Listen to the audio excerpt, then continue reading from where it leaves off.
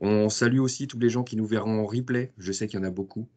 Donc on va les saluer de manière, différée, mais on va les saluer quand même. Donc l'idée, ça va être dans le déroulement du replay, de faire, sur 1 heure, environ un quart d'heure de présentation de ma part et ensuite on va laisser la parole à Yannick, qui est le représentant, de Trend Micro France.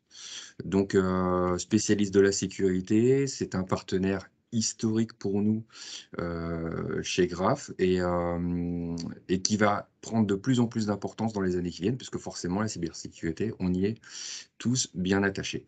Donc, je vais essayer d'être assez court sur ma partie. J'ai quand même fait quelques slides pour présenter un petit peu la manière dont on pouvait voir les choses et la manière dont on pouvait vous sensibiliser sur ces sujets de la sécurité, de la cybersécurité, sachant que vous avez peut-être déjà beaucoup d'éléments. N'hésitez pas à intervenir, donc vous avez, la main levée de Teams qui vous permettra d'intervenir et Anton, en bon maître de cérémonie, gérera, le temps et les questions. Si des gens ont des problèmes techniques pour se connecter, vous mettez votre numéro de téléphone et notre service technique vous rappellera, très rapidement. OK? Donc on va commencer, cette web démo en faisant peut-être un petit rappel historique finalement sur qui sont enfin, qu'est-ce que la cybersécurité? Qui sont les pirates? Et un petit peu un historique, des faits marquants de la cybersécurité pour essayer de comprendre. Alors aujourd'hui, qui sont les pirates? C'est très simple. Hier, c'était un petit peu l'adolescent au fond de son garage qui arrivait à pirater. Aujourd'hui, on arrive sur vraiment des organisations ultra organisées au même titre que des PME, des organisations mafieuses. Donc on va avoir quand on regarde un petit peu, parmi les pirates, on va avoir des gens qui ouvrent des portes, on va avoir des gens qui rançonnent, on va avoir des gens qui détectent des failles et aujourd'hui ces gens-là sont organisés sous forme de services. Donc si vous allez un petit peu sur le dark web, vous allez voir que sur certains sites, vous avez des gens qui vous vendent des accès. Exemple, je trouve une faille de sécurité sur une entreprise, de mon secteur, j'arrive à m'y connecter, je vais revendre cet accès. Et là, du coup, libre, aux pirates qui vont racheter ces accès, de se connecter, de vous rançonner, d'exploiter vos données. Hem, la cybersécurité aussi, c'est une arme de guerre. On l'a vécu, notamment à travers un virus qui s'appelait, Stuxnet, et qui consistait à pirater tous les équipements industriels Siemens. Ça a crypté à peu près enfin pas crypté, ça a engendré à peu près 45 000, failles de sécurité dans les entreprises. Et ça a été une arme de guerre puisque c'est un virus qui a été fait par la NSA et le Mossad, je crois, pour embêter nos amis iraniens. Donc ça, c'était, un petit point sécurité. Quand on parle de sécurité, on va parler de 3 axes pour moi, qui sont symbolisés par un triptyque de lettres qui sont le DIC, D-I-C. DIC pour disponibilité, I pour intégrité, C pour confidentialité. Quand on regarde et quand on balaye un petit peu l'histoire de la cybersécurité, on a des dates à peu près marquantes, on va dire, qui sont le premier virus en 1986, rien d'exceptionnel. Premier virus de masse qui s'est, répandu, à forte échelle, qui a été le virus I Love You et qui provoquait des écrans bleus, pour ceux qui s'en rappellent. Alors aujourd'hui, on regarde ça avec le sourire, mais c'est vrai qu'à l'époque, c'était quand même pas très marrant. 1er virus dans le domaine de la enfin, 1re attaque, on va dire, dans les domaines de la cybersécurité liés aux établissements de santé, ça a été le virus Conficker avec une variante, puisque les virus ont des variantes, hein. La base d'un virus, c'est que souvent, en fait, les variantes sont revendues. C'est-à-dire que un premier pirate fait un virus, ensuite, il revend son code source et il va y avoir des versions. Donc, on a une version A, une version B, une version C, et cetera. La version B de Confinger a attaqué, je crois, je sais plus exactement les chiffres, mais il a dû paralyser un réseau de 5000 PC en infectant seulement 100 PC en interne. On va dire que les 3 premiers virus qu'on a là étaient liés à la lettre D du triptyque, donc ça ne jouait que sur la disponibilité des machines. Aujourd'hui, depuis 2015, on a un vrai souci avec le cryptolocage et les virus cryptoloqueurs. puisque là, du coup, on ne joue plus sur la disponibilité, mais on va jouer sur l'intégrité et sur la confidentialité des données. Ça veut dire qu'aujourd'hui, ce genre de virus vous paralyse votre système d'information, crypte vos données en les rendant inaccessibles et éventuellement les exploite. Donc si vous avez des données sensibles, bancaires, médicales, secrets industriels, il faut se poser des questions et il faut se poser les bonnes questions aujourd'hui. Hem, dans l'historique des premiers virus crypto-lockers, les premiers virus crypto-lockers, en fait, infectaient seulement le poste de travail et de plus en plus, ils sont devenus perfectionnés en arrivant à se connecter à votre serveur, à vos partages, à vos bases de données, et arriver à paralyser tout un système d'information, tout votre récit. Pour vous donner un ordre d'idée, au niveau du service technique chez Graph, en 2015, sur la partie, on était à peu près un crypto-locker par semaine. Alors pas sur toute l'année 2015, mais et on a quasiment à un moment dédié une personne à se dire: «Bah, voilà, tu vas être le technicien dédié au crypto-locage de la semaine». On était à peu près sur ce schéma-là. La plupart de nos clients ont été bloqués 24 heures maximum. C'est une époque, qui a été très compliquée quand même pour nous, d'un point de vue stress et d'un point de vue humain, il faut l'avouer. Et il l'est encore plus ou autant, au moins pour les clients quand ils sont infectés ou quand ils doivent se poser des questions par rapport à ça. Donc sur ce principe-là, on va essayer de réfléchir un petit peu sur les chiffres de la cybersécurité. Finalement, qu'est-ce que représentent les chiffres? On s'est posé quelques questions. Alors là, si vous avez envie d'ouvrir vos micros, vous pouvez le faire et nous donner des réponses, mais à votre avis, quel est le coût des cyberattaques dans le monde en dollars? Personne ne répond. Je vais vous donner la réponse. Donc c'est 600 milliards de dollars, soit 1 du PIB mondial.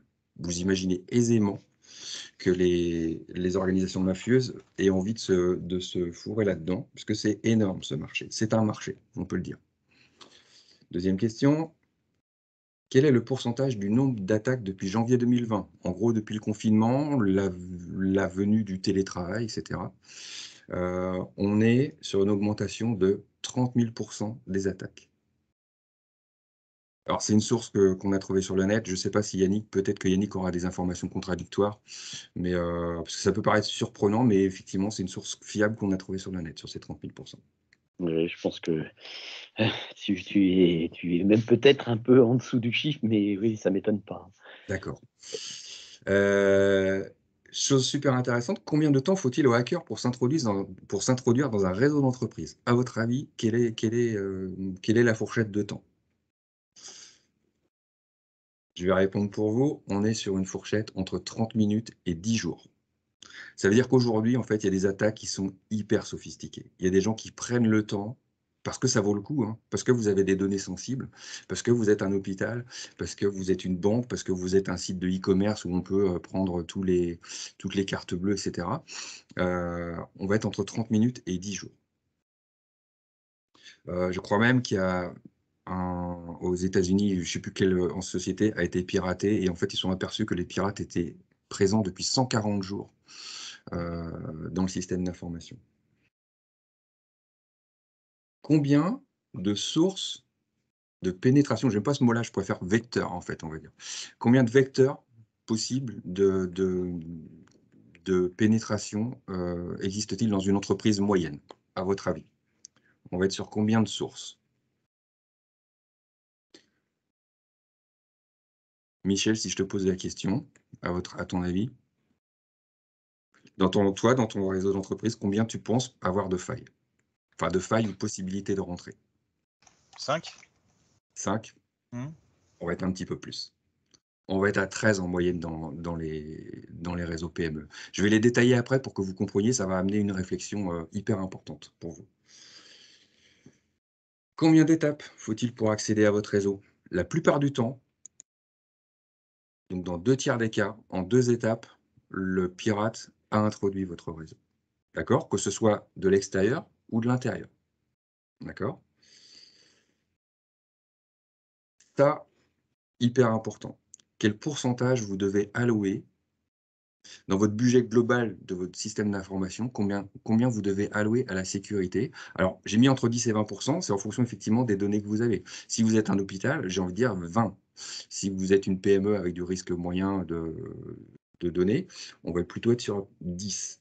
Donc là, j'ai donné la réponse, hein. Donc on est entre 10 et 20. Faites votre petit calcul pour l'instant entre vous. Je pense que la sécurité aujourd'hui, vous en êtes souvent assez loin de ce chiffre-là. Quel est le risque numéro 1 d'une cyberattaque? C'est évidemment ce que je disais en première partie, à savoir la perte de données, la perte d'exploitation. Le deuxième risque, je l'ai déjà dit aussi, c'est la fuite de données, le vol, l'exploitation, l'usurpation de données. Je fais un petit aparté sur l'usurpation de données. Je pense que même au niveau personnel, c'est quelque chose qui doit rentrer un petit peu dans les mœurs, à savoir ne pas donner d'informations sensibles à n'importe qui. Exemple, je suis père de famille, j'ai une fille qui est étudiante, à Angers. J'ai rempli un beau dossier de location avec mes papiers d'identité, mes revenus, mon relevé, d'impôts. Alors je sais plus ce que j'ai donné, mais à partir de cette constitution-là, un pirate va pouvoir souscrire un crédit, par exemple. Michel, je pense que ça te parle? Ouais, Puisque tout à tu as fait. tu as été concerné. Mmh. Effectivement, d'un point de vue perso, il faut être super vigilant et sensibiliser aussi les gens autour de vous. Effectivement, quand vous laissez une pièce d'identité, une copie de pièce d'identité, et ben, peut-être d'assigner dessus la notion spécimen qui empêchera un pirate effectivement d'utiliser ce genre d'informations. C'était une petite aparté importante. Heu,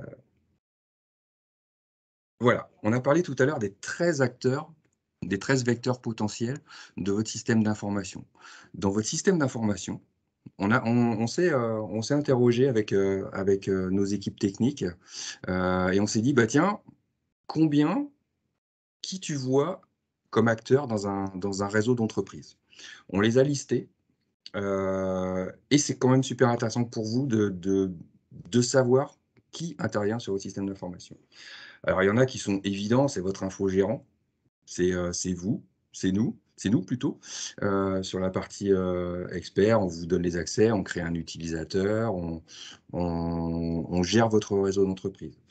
Le deuxième acteur, c'est l'éditeur de solutions métiers. Bah, du coup, Sage, EBP, un acteur, différent, qui des fois va avoir accès à votre système d'information, soit en bureau à distance, soit par un web service, par différentes méthodes ou par un TeamViewer, hein, comme tout le monde peut connaître.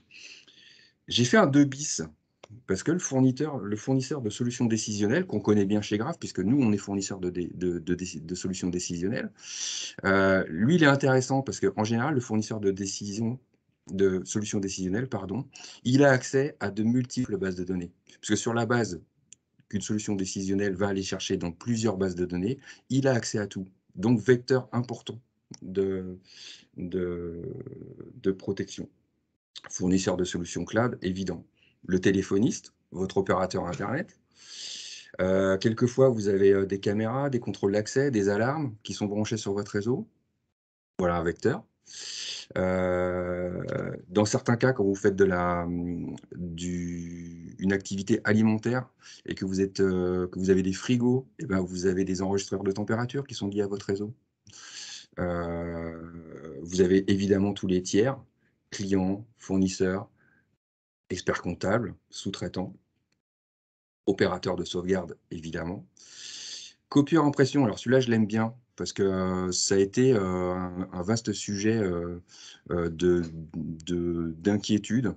Mais quelquefois, parmi les techniciens qui gèrent les copieurs, il y a des gens qui sont vraiment hyper dangereux, sur 2 aspects, en fait. C'est des gens à qui on va laisser l'accès au serveur, qui vont des fois se créer un utilisateur sur le serveur, pour pouvoir réceptionner du scan, par exemple, de la numérisation et qui, par négligence ou j'ai pas envie de dire idiotie, mais presque, vont se dire: «Bah tiens, t'emmerdes pas, l'utilisateur que tu crées, mets-le admin, il aura accès à tout». Imaginez, ça, on l'a vu, hein. On l'a clairement vu.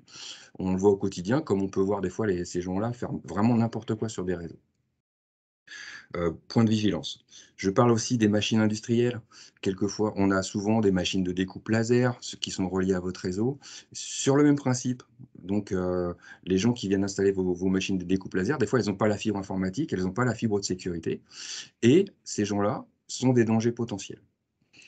Heu, on va mettre aussi le prestataire web, hein, quand il y a du web service et qu'il y a du lien avec votre réseau, que ce soit e-commerce ou institutionnel.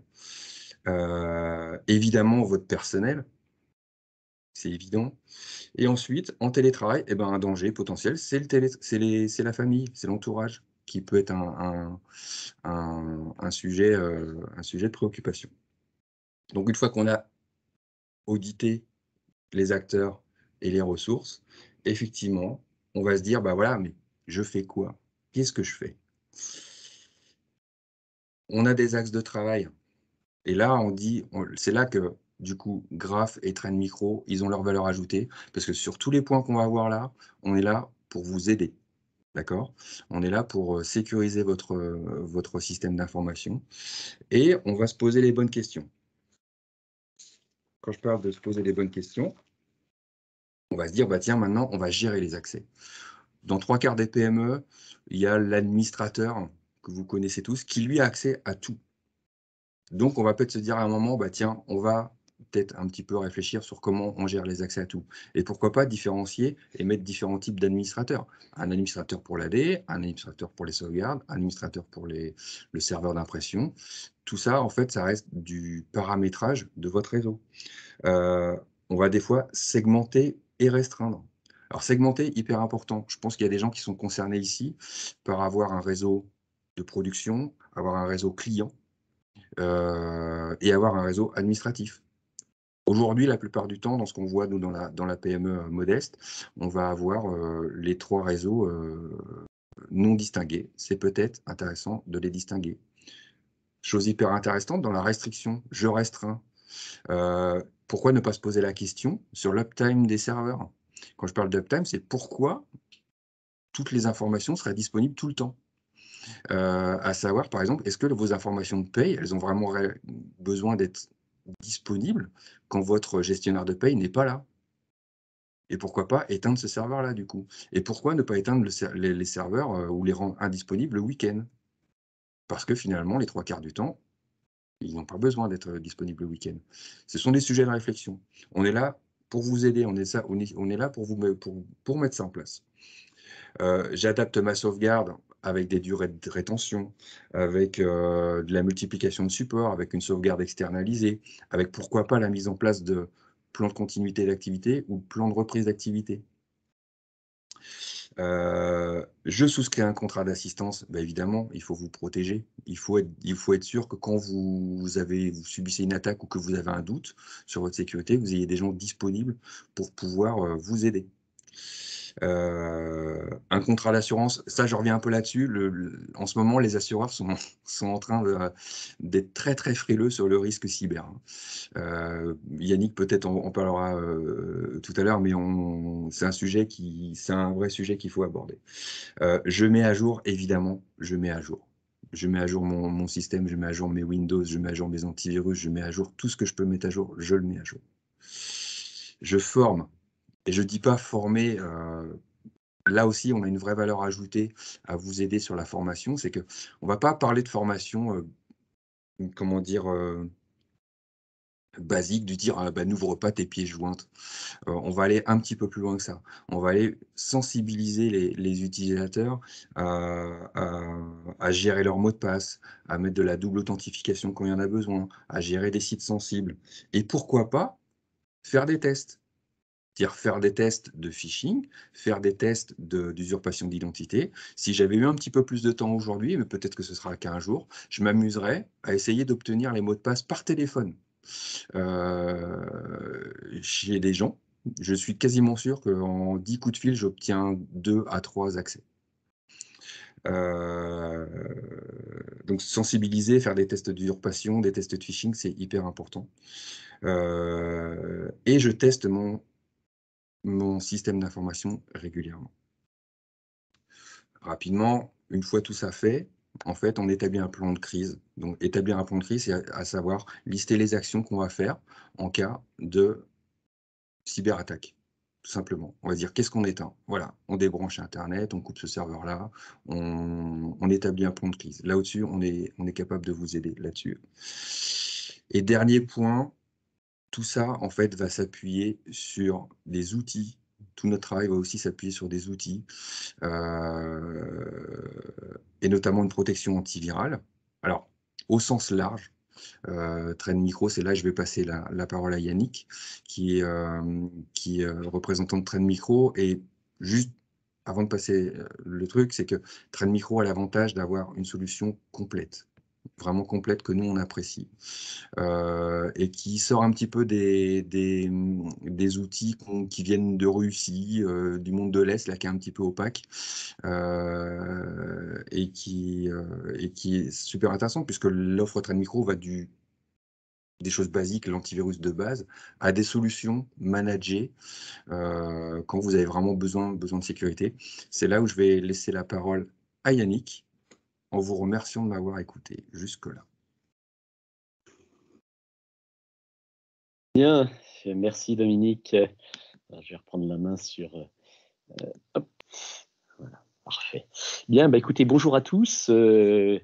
Merci pour votre présence. Donc, comme le disait Dominique, je suis Yannick Boucard et j'ai la responsabilité d'animer le réseau de partenaires sur la région Ouest. Donc, bien sûr, en étroite collaboration avec Graph.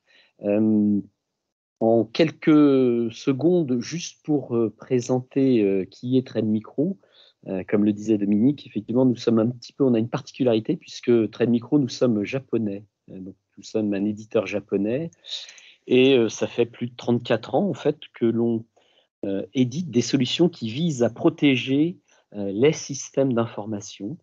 On est le deuxième éditeur mondial, donc présent bien sûr dans tous les pays.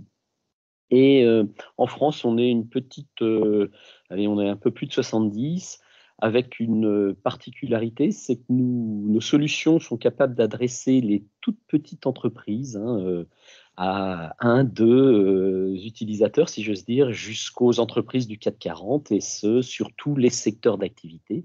J'y reviendrai tout à l'heure, de par effectivement les formes de solutions que l'on a. Vous dire que, comme le disait tout à l'heure Dominique, effectivement, hein, vous avez un petit indicateur. Là, on découvre 4 nouveaux codes malveillants à la seconde. Alors, pas que Trend Micro, mais l'ensemble des acteurs qui visent à protéger les systèmes d'information. Donc, on a effectivement une activité qui est dense. Dans l'Ouest, nous sommes 4, enfin 3 pour l'instant, mais un 4e va arriver incessamment sous peu pour couvrir ce territoire Ouest avec 2 commerciaux en fait qui sont là pour faire plutôt de l'évangélisation, si j'ose dire, puisque toute notre commercialisation se fait au travers de nos partenaires, et puis un avant-vente basé sur Nantes aussi, et moi-même sur la partie animation. Alors rentrons de suite dans le vif du sujet. Qui est effectivement d'avoir cette suite dont nous a parlé Dominique. En fait, il l'a dit tout à l'heure, le paysage des menaces a évolué pendant des années. Des éditeurs comme Trend Micro, en fait, on a axé nos solutions plutôt sur la forme des virus, malware étant un virus. Et en fait, on a au fil de l'eau, faire évoluer nos solutions pour coller, si j'ose dire, à ce que les hackers nous envoyaient ou essayaient de nous envoyer.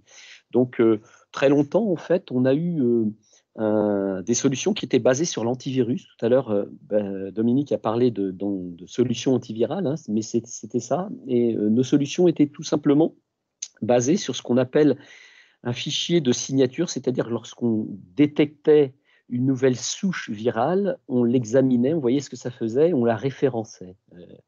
Et donc ça a duré très longtemps, jusqu'en 2008 où en fait on s'est aperçu que nos fameux hackers généraient de nouvelles souches qui n'étaient pas référencées et ils avaient une imagination débordante, ce qui fait que à partir de 2008, on a été obligé de mettre dans nos solutions de l'intelligence artificielle qui s'est, on va dire, formalisée au travers du comportement et ce qu'on appelle du machine learning, cette capacité en fait d'analyser des variantes, voire de nouveaux virus qui n'étaient pas connus qui arrivaient sur le marché.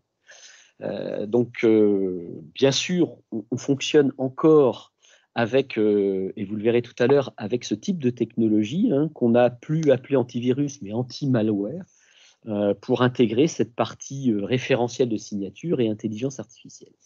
Simplement, le monde a encore évolué, les hackers ont été encore plus imaginatifs, créatifs, et en fait, ça nous a amené non plus à axer nos solutions sur les formes virales, sur les malwares, mais axer nos solutions sur la forme que prend l'attaquant. En fait, l'attaquant aujourd'hui, qui sont toujours ces fameux bandes organisées, Dominique en parlait tout à l'heure, et bien maintenant, ils utilisent plusieurs types d'accès pour venir infecter les systèmes d'information, que ça soit l'exploitation de vulnérabilités, c'est-à-dire des petits bouts de code qui ont été mal développés et qui permettent en fait de rentrer dans les systèmes. L'ingénierie sociale, évidemment, vous l'utilisez tous les jours, tous les réseaux sociaux qu'on connaît. L'idée, c'est effectivement de faire de l'extorsion sous toutes ses formes. Et on utilise aussi, ce qui a changé aussi ces derniers temps, c'est que les hackers sont capables d'utiliser ce qu'on appelle des outils légitimes, c'est-à-dire de passer sous nos radars un peu, en utilisant des outils complètement légitimes, réglo, de manière à créer en fait un espèce d'élément, d'espace de téléchargement sur les systèmes pour venir ensuite déposer une bombe. Ça, c'est assez nouveau. Et ce qu'il faut rappeler aussi, c'est que, je vais y venir juste après, c'est que les systèmes d'information se sont étendus. Aujourd'hui, Dominique parlait tout à l'heure des chaînes de production, c'est-à-dire qu'on a de l'informatique un peu partout. C'est devenu évidemment stratégique pour nous. Et donc, on va avoir des supports qui peuvent être bien sûr les postes, les serveurs, les mobiles, mais aussi toute la partie OT, voire tout ce qui va être dans le cloud. Et on peut dire que, sans trahir des secrets, le système d'information aujourd'hui, si on le regarde avec ne serait-ce que 10 ans de recul, aujourd'hui, le système d'information, il est de plus en plus étendu. La preuve, regardez, la Covid a emmené pas mal d'utilisateurs à travailler chez eux. Donc, on a un système d'information. On va trouver, évidemment, toujours dans l'entreprise, des systèmes d'information hébergés dans l'entreprise, mais aussi des utilisateurs qui seront dans l'entreprise, voire distants, des applications qui sont dans le cloud, et puis peut-être encore à côté, dans la même entreprise ou un petit peu plus loin, un site industriel ou un site où on va trouver des environnements techniques. Et là, ce qu'il faut noter, c'est que les attaques, effectivement, elles n'ont pas de barrière. Elles ont une capacité de se propager, d'arriver, je prenais un exemple, ça arrive par le mail, mais on est capable après d'aller infecter des utilisateurs qui seront chez eux. On est capable de remonter sur des environnements cloud, là où on va retrouver des applications, votre peut-être Microsoft 365 ou autre chose. On est capable de rebondir évidemment dans le système d'information qui est hébergé dans l'entreprise, puis pourquoi pas d'aller vers toute la partie technique, les photocopieurs, comme disait tout à l'heure Dominique, les caméras connectées, enfin bref, tout ce qui peut être technique dans l'entreprise.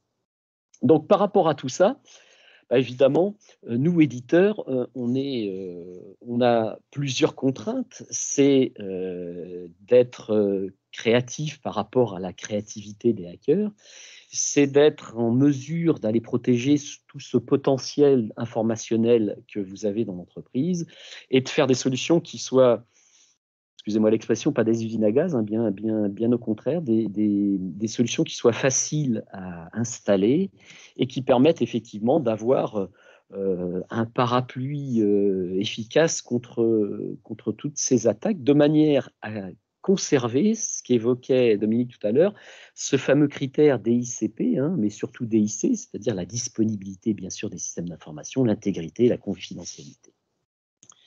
Donc, en fait, on a une gamme qui s'appelle Worry-Free chez Trend Micro, qui va permettre, en fait, d'être managé de manière relativement simple, de pouvoir assurer de la protection sur les postes, sur les serveurs, sur la navigation, sur la messagerie, qui permettent de se mettre à jour, évidemment, par rapport aux nouvelles menaces qu'on va découvrir, et puis qui protègent vos collaborateurs en toutes circonstances, quelle que soit leur localisation.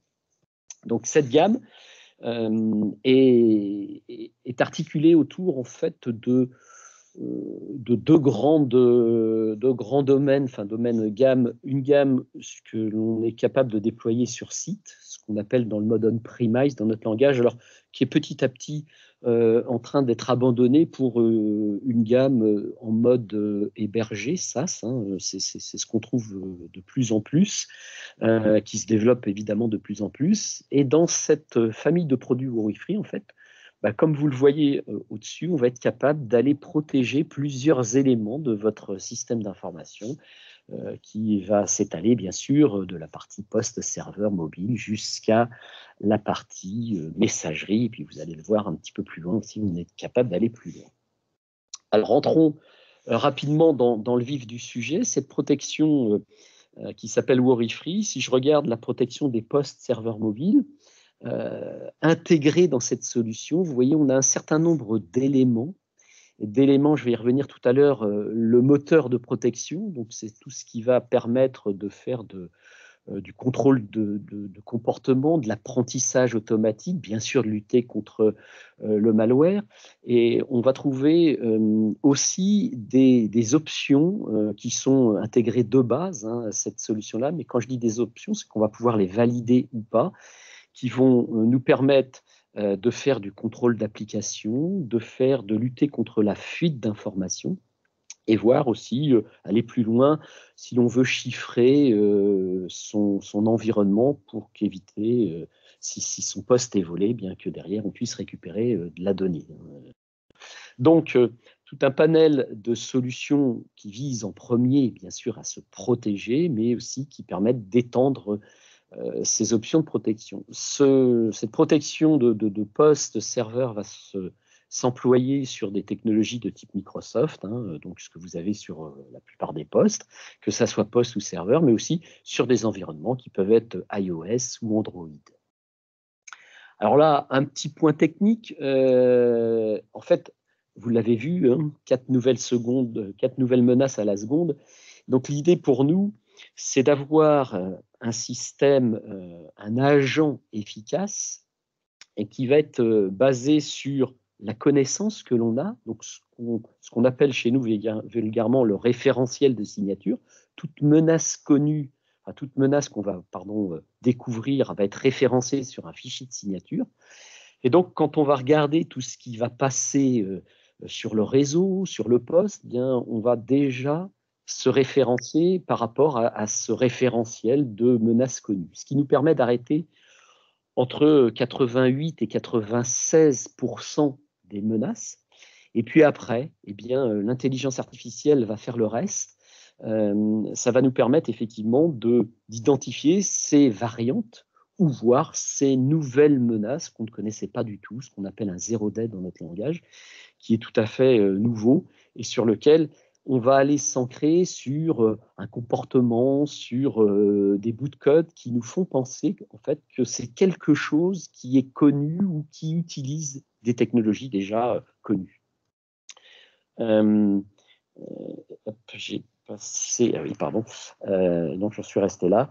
Et donc, en fait, dans cette articulation, donc tous nos agents vont être capables, lorsque le poste, le serveur, va recevoir un flux qui vient de la messagerie, lorsqu'on va connecter une clé USB, admettons, tout simplement, on va faire un contrôle déjà à l'entrée pour voir si on n'est pas face à quelque chose qui serait infectueux. On va être capable ensuite d'aller plus loin, donc d'avoir une granularité pour regarder si dans le code du mail, dans le code de la pièce jointe, dans le code du fichier que vous venez de brancher au travers d'une clé USB, on n'aurait pas un codage, donc l'ADN de ce fichier-là, l'ADN du mail, on n'aurait pas un codage qui nous fait penser à quelque chose. Si ce n'est pas le cas, on va laisser effectivement l'opération continuer, donc l'utilisateur cliquer sur le fichier, cliquer sur la pièce jointe, et là en fait on va quand même surveiller dans l'exécution du fichier si le code, on ne serait pas passé à côté de quelque chose, et si c'était le cas, si on voit une exécution malsaine, on va être capable d'arrêter l'exécution, de retrouver bien sûr le fichier dans son état primaire,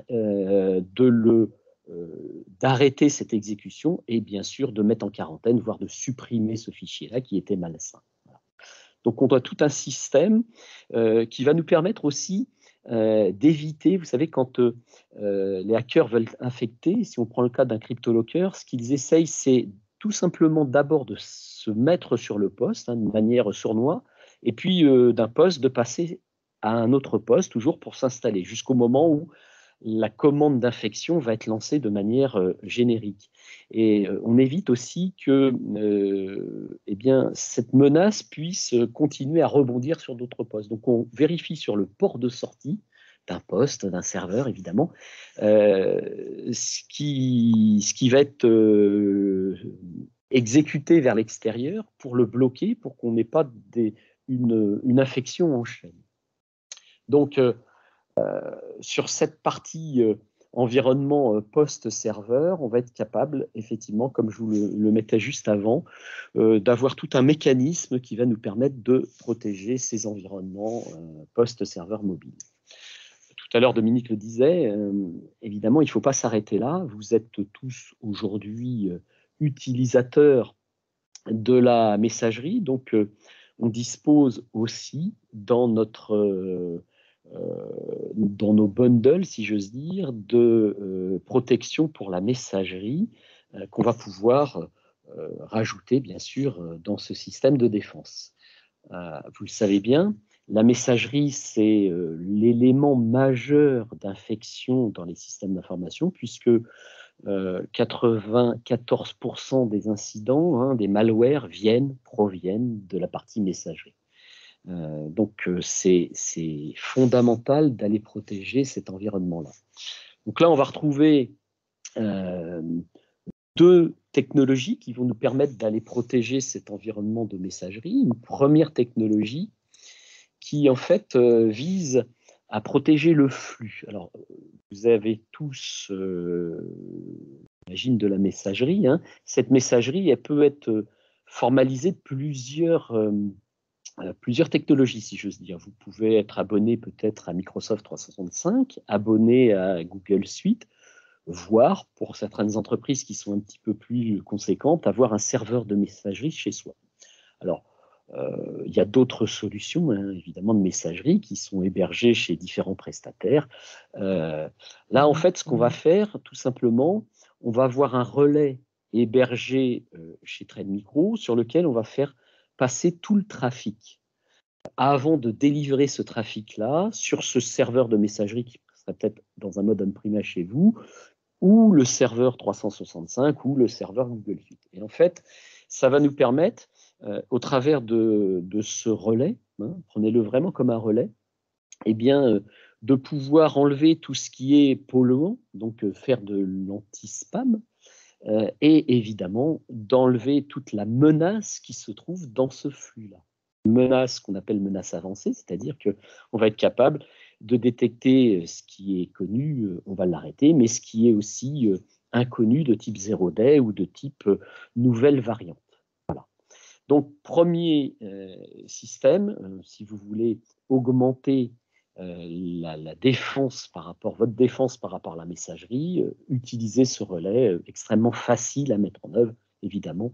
Les ingénieurs de chez Graph connaissent ça parfaitement. Deuxième solution, si vous utilisez des solutions de type 365 ou Google Suite, pardon, ça va être la possibilité effectivement d'aller protéger ces environnements-là.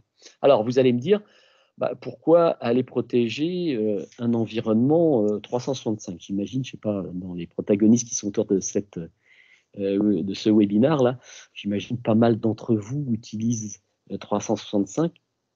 En fait, il faut savoir que sur l'offre Microsoft, on va dire de base, ce qui n'est pas péjoratif, Microsoft a un système de défense qui est lié tout simplement à un référentiel de signature. Vous vous rappelez ce que je vous disais tout à l'heure, donc tout ce qui est connu, on va être en mesure de l'arrêter. Et donc, dans le contrat de Microsoft 365, en fait, il est bien stipulé que Microsoft est capable d'arrêter 100% des menaces connues. Voilà, simplement, la problématique, c'est que nos hackers sont très créatifs et sortent régulièrement soit des variantes, soit évidemment des menaces inconnues. Donc, on a beaucoup de clients qui se plaignent en fait de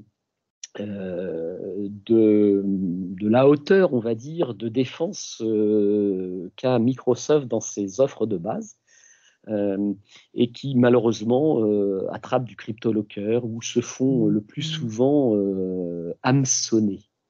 C'est pour ça qu'en fait, Trend Micro, il existe d'autres éditeurs, mais a en fait une solution qui vise à mettre une couche de protection supplémentaire sur ces environnements Microsoft. Et pourquoi? Parce que je vous parlais tout à l'heure d'hameçonnage. On trouve beaucoup de pollution qui passe au travers des passerelles Microsoft et qui nous amène en fait à plusieurs comportements. Vous savez, la fraude au président, ces fameuses arnaques où vous allez recevoir un mail, le directeur financier va recevoir un mail qui était, enfin, pas le directeur financier, pardon, le comptable, celui qui fait les virements, celui ou celle qui fait les virements va recevoir un mail de son directeur financier qui va lui dire, en fait, voilà, il faut vite faire un virement parce que là, il y a urgence. Ça peut être un mail aussi du président, c'est pour ça qu'on met arnaque au président. Et tout simplement parce que le hacker a réussi à créer une usurpation d'identité avec le vrai mail, enfin le vrai faux mail du président ou du directeur financier. Il arrive à écrire pratiquement de la même manière et à faire une demande pour faire un virement. Donc on a de la fraude au président, de l'arnaque fournisseur, et puis ce qu'on retrouve de plus en plus là, ces 6 derniers mois, c'est de la compromission de compte sur les environnements 365. En fait, on arrive à avoir des hackers qui créent un vrai faux compte sur votre environnement 365, et à partir du moment où il va être dessus, il va avoir accès à vos adresses mail, il va avoir accès à peut-être des documents si vous utilisez d'autres services sur 365. Et ça, c'est vraiment en expansion. Et en fait, si on conserve la sécurité de base qui est sur cet environnement Microsoft, eh bien, on va passer à côté de quelque chose. C'est pour ça qu'on a cette solution qui vise à protéger à la fois la messagerie et les drives. De plus en plus, on utilise les drives, et qui vise aussi à utiliser, si vous avez des bases de type SharePoint, eh bien, on va grâce à notre solution qui s'appelle Cloud App Security, on va être capable d'aller protéger tout cet environnement 365, encore une fois, contre la menace avancée, mais aussi contre d'autres choses, voire contre la fuite d'informations. Vous vous rappelez ce que je vous disais tout à l'heure, on a des informations qui peuvent être confidentielles, on parlait de confidentialité, et on ne souhaite pas que certaines informations fuitent à l'extérieur. Eh bien, on a des modèles qui s'appellent du data loss protection, qui vont éviter qu'une donnée sur laquelle on a réussi à comment dirais-je, y mettre certains critères, des critères de confidentialité, des critères RGPD, admettons, ou des critères tout simplement de recherche, pour un centre de recherche, ou pas que la recherche, mais des données à caractère personnel, évidemment. Eh bien, on va être capable d'éviter que ces données fuitent à l'extérieur en y mettant tout simplement ce qu'on appelle chez nous des qualifieurs, pour que quand un utilisateur essaye d'envoyer cette donnée ou de la copier sur une clé USB, sur un disque externe, eh bien, on va soit enregistrer cette action, soit tout simplement lui dire que ce n'est pas possible parce que c'est une donnée qui est sensible pour l'entreprise. Donc, protection de la messagerie, protection du Drive, protection du SharePoint. L'avantage de notre solution, c'est qu'en fait, on est directement dans les data centers de Microsoft, donc on discute de data center à data center, on n'a absolument rien à installer sur vos postes, sur vos serveurs, tout ça, ça se fait directement dans ce qu'on appelle le tenant 365, donc dans votre environnement 365. Donc là, on a vu précédemment la protection des postes, des serveurs, des mobiles, la protection effectivement du flux de messagerie, la protection de l'environnement de messagerie, qu'il soit sur Google Suite ou 365. Et il nous reste un point, alors ça c'est toujours important, on le voit bien dans les entreprises que vous êtes, il faut que ça soit quelque chose qui soit simple, facile à paramétrer, une console sur laquelle on va pouvoir agir pour créer un utilisateur facilement. Il faut que nos solutions soient évolutives. Et là, pour terminer un petit peu dans ce qu'on évoquait tout à l'heure, c'est qu'aujourd'hui, vous vous rappelez ce que je vous disais, c'est que nos hackers utilisent de nouvelles technologies, des technologies en fait qui passent quelquefois sous nos radars. Donc on a depuis 2 ans, à l'arrivée d'un nouveau virus qui s'est appelé Emotet, en fait, où ce virus-là avait juste une action qui était de créer une zone de tampon, on va dire, dans le système d'information. C'est comme si je faisais un comparatif, vous avez volé votre bip de garage et on est capable en fait d'ouvrir votre garage. C'est pas pour ça qu'on va rentrer chez vous, mais on a la capacité de rentrer dans votre garage, d'y mettre une bombe ou tout simplement, évidemment, vous volez vos vélos ou votre voiture. Eh bien, ces nouvelles technologies de hacking, en fait, c'est un petit peu ça. C'est de créer un espace de téléchargement dans votre système d'information, aller vendre cet espace de téléchargement pour que derrière, un hacker malveillant y mette une bombe, enfin, ce qu'on appelle une bombe dans notre langage, quelque chose qui chiffrerait vos données ou qui permettrait d'extorquer ces données pour ensuite vous faire chanter. Et donc, est arrivé des technologies dont le nom peut-être ne vous est pas inconnu, qu'on appelle EDR, XDR. EDR comme Endpoint Detection and Response, et XDR comme étendu, on va dire Extended Detection and Response. L'idée, tout simplement, eh bien, c'est pour nous, avec ces technologies, de remonter de la télémétrie, ce qu'on appelle du bruit de fond. Du bruit de fond, donc de toute l'activité, on va être capable de remonter de l'activité sur les postes, sur les serveurs, sur la messagerie, concaténer cette activité-là pour voir si il n'y a pas quelque chose qui est en train de s'installer sournoisement sur votre système d'information. Et l'idée, c'est ça. Donc, de trouver de la menace qui n'aurait pas encore explosé, donc sur l'environnement post-serveur, et qui, à un moment donné, pourrait effectivement s'exécuter. Donc, on va analyser toute cette télémétrie sur la partie post-serveur. On va être capable, évidemment, de remonter de la télémétrie sur tout le flux de messagerie, donc le flux, vous vous rappelez, au travers de la passerelle qu'on peut mettre en œuvre, mais aussi directement sur des environnements de messagerie, qu'ils soient 365, Google Suite, ou le serveur de messagerie qui est hébergé chez vous ou chez un prestataire. Et puis, on va être capable aussi de corréler toute la télémétrie de ce qui se passe au niveau du réseau.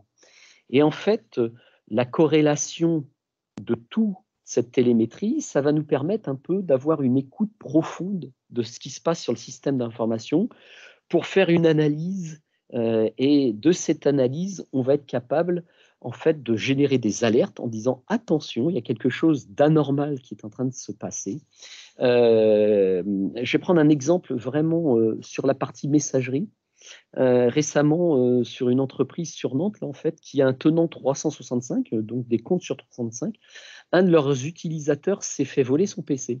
Cet utilisateur-là est basé à Londres, donc il est référencé dans l'annuaire comme étant à Londres. Il s'est fait voler son PC. Et 2 heures plus tard, ce même utilisateur, en fait, avec ses identifiants, essayait de se connecter du Niger. C'est pas banal. Et en fait, le fait de remonter la télémétrie, et bien sûr, cette télémétrie, elle est, comment dirais-je, analysée en fonction d'un référentiel, de référentiels, dont effectivement aussi un référentiel qui est l'Active Directory, l'annuaire. Et en fait, une connexion au Nigeria d'un utilisateur qui est basé à Londres, et bien tout de suite, ce bruit de fond, en fait, a fait réagir et a généré une alerte. Et évidemment, les gens qui étaient derrière cette alerte-là, ils ont pu l'analyser en disant tiens, c'est bizarre. Ils ont appelé l'utilisateur de Nantes en disant bah, qu'est-ce qui se passe? Et il dit bah ouais, je me suis fait voler. J'ai pas encore eu le temps de le déclarer. Là, je me suis aperçu que je me suis fait voler mon PC il y a quelques heures. Et voilà, on a su détecter cette anomalie. L'idée, c'est ça. Donc, on va pouvoir renforcer notre sécurité, l'analyse des menaces pour effectivement avoir tout un cheminement de ce qui a pu s'installer, de ce qui s'est mal passé ou ce qui est en train de s'installer qui nous pose problème. Et de là, on va pouvoir générer des alertes, mais pas que des alertes, même on va pouvoir faire de la remédiation pour tout simplement déconnecter le poste du réseau si on pense que le poste il est infecté ou en tout cas il a un élément qui nous fait penser qu'à un moment il y a une bombe qui pourrait exploser. Voilà, on va être capable donc de pouvoir analyser ça. Graph peut vous accompagner bien sûr dans cette analyse-là qui va nous permettre effectivement en fonction de critères, de pouvoir nous dire tout simplement, il y a quelque chose qui est en train de se produire qui est sournois et qui, à un moment donné, va pouvoir se déclarer exploser. Voilà. Donc, toute une gamme, comme vous le voyez, qui va être capable, encore une fois, de protéger efficacement vos postes, vos serveurs, la messagerie, mais au-delà de ça, d'aller plus loin dans le système de défense pour détecter l'indétectable, si j'ose dire. Alors, peut-être avant que vous me posiez une question, je suis toujours dans les temps, ça va. Dans tous ces environnements SaaS, eh bien, en fait, on les héberge en Europe. C'est souvent une question qui nous est posée.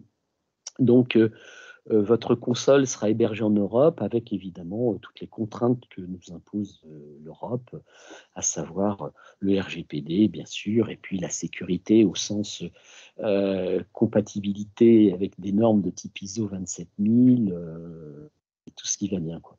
Donc, on a tout est redondé. Dominique parlait tout à l'heure de reprise d'activité. Évidemment, c'est redondé. Ça nous permet effectivement d'assurer du 24/24, 7 jours sur 7, à 99,9999.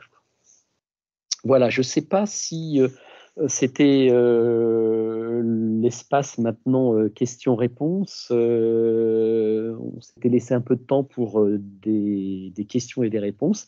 Je te laisse peut-être reprendre la main, Dominique, sur Oui, déjà, est-ce que vous avez des questions, bien sûr, et puis alors je vais reprendre la main, Yannick. Merci beaucoup, beaucoup pour ta présentation, qui était extrêmement claire.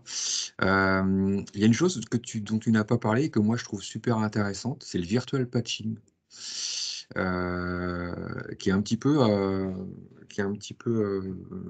pas très connu, mais en gros, le virtual patching existe chez Trend Micro. Alors Yannick, est-ce que tu tout peux à fait, oui, voilà. En fait, vous vous rappelez tout à l'heure, dans mon premier slide sur le retour du changement de paradigme, on va dire, où nos solutions avant s'ancraient sur le malware, et maintenant elles s'ancrent sur l'attaquant.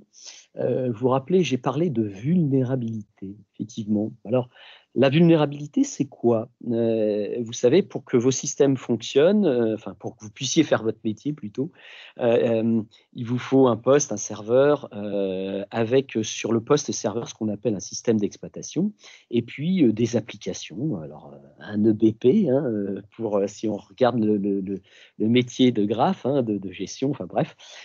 Et en fait, lorsqu'on développe un système d'exploitation ou une application, c'est encodé, hein, c'est du codage. Et malheureusement, eh bien, quelquefois, nos fameux développeurs développent pas comme il le faudrait, laissent des trous dans leur code, ou en fait utilisent un code qui laisse une porte ouverte à un hacker qui voudrait pénétrer les systèmes. Et donc, cette porte ouverte, on appelle ça une vulnérabilité. Et des vulnérabilités, on en découvre tous les jours, toutes les heures, toutes les minutes, si j'ose dire.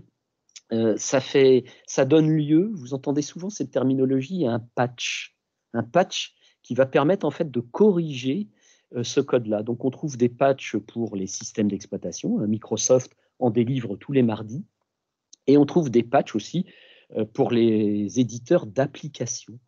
Et donc, ces petits trous, ces portes ouvertes, une grande majorité, c'est pas trop grave, mais malheureusement, certaines portes ouvertes eh bien, vont être utilisées par les hackers pour pénétrer les systèmes, soit au travers du poste, soit au travers des serveurs, évidemment.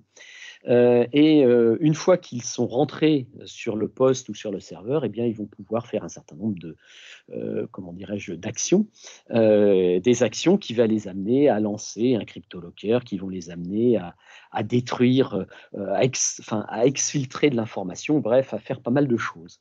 En fait, si dans les bonnes pratiques en matière de sécurité, il est vraiment nécessaire d'aller patcher, donc d'aller passer ces patchs-là. Par contre, c'est très contraignant. Et pour des raisons X, Y, certaines entreprises ne patchent pas ou patchent à des moments réguliers parce que d'arrêter un système, des fois, c'est compliqué. Et donc, nous, en fait, on a sorti une technologie que l'on appelle le virtual patching, qui va venir, en fait, prenez-le comme un leurre, il va venir artificiellement boucher ce bout de code qui a été mal développé, cette faille de sécurité. C'est une technologie qui est donc disponible sur l'environnement poste et sur l'environnement serveur. Tout ce que je viens de vous montrer tout de suite, cette technologie est de base intégrée dedans. C'est-à-dire que eh bien, lorsqu'on va découvrir une faille de sécurité critique en matière de sécurité, automatiquement, nous, dans les 48 heures, on va sortir un patch virtuel qu'on va venir, ou pas, installer sur vos postes, sur vos serveurs, pour aller obstruer, on va dire, cette porte qui est ouverte, tout simplement. Et ça, nous le faisons sans modifier le code. Hein. En fait, on met des règles réseau qui vont permettre aux hackers de ne pas pouvoir utiliser cette faille-là. L'avantage, c'est que ça peut vous laisser le temps tranquillement d'aller à votre rythme passer ce patch éditeur, hein, que vous recevrez soit au travers de Microsoft, soit de votre éditeur d'application, mais ça va vous laisser le temps. Nous, on va le faire très vite. Et puis, bien, on va venir rendre impossible l'exploitation de cette vulnérabilité, le temps qu'effectivement vous preniez, que vous fassiez tout simplement la mise à jour de vos environnements. C'est une technologie qui est extrêmement reconnue sur le marché. C'est une technologie qui a été la plus vendue l'année dernière chez Trend Micro, puisqu'on est capable de faire du virtual patching à la fois sur des postes, sur les serveurs et sur le réseau, bloquer l'exploitation de vulnérabilités sur le réseau. Voilà. Donc, on l'utilise aussi beaucoup pour des environnements industriels. Je ne sais pas si j'ai été suffisamment clair. Hein. C'était très clair. Voilà.